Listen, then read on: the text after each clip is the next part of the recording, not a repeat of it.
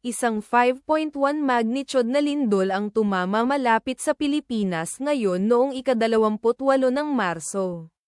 2026 sa 46 minuto pasado alas 11 lokal na oras.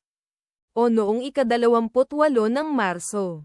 2026 sa 3:33 Coordinated Universal Time. Tulad ng iniulat ng EMSC sa website nito. Ang lindol ay matatagpuan sa isang intermediate depth na 197.0 na kilometro sa ibaba ng ibabaw. Sa mga coordinate latitude 5.633 at longitude 125.622.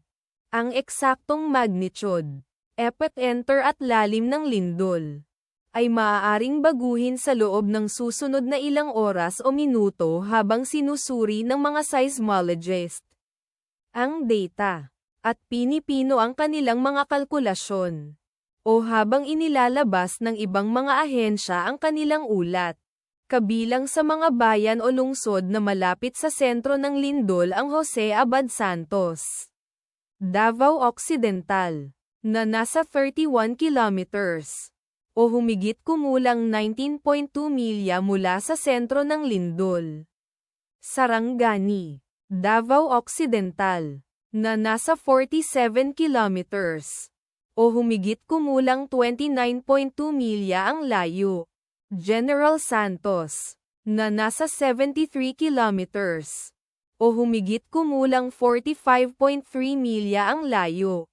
Polomolok, South Cotabato, o nasa 905 kilometers .9 milya ang layo. Ang inirerekomendang pagkilos ay maging mapagbantay para sa mga posibleng aftershocks na maaaring mangyari.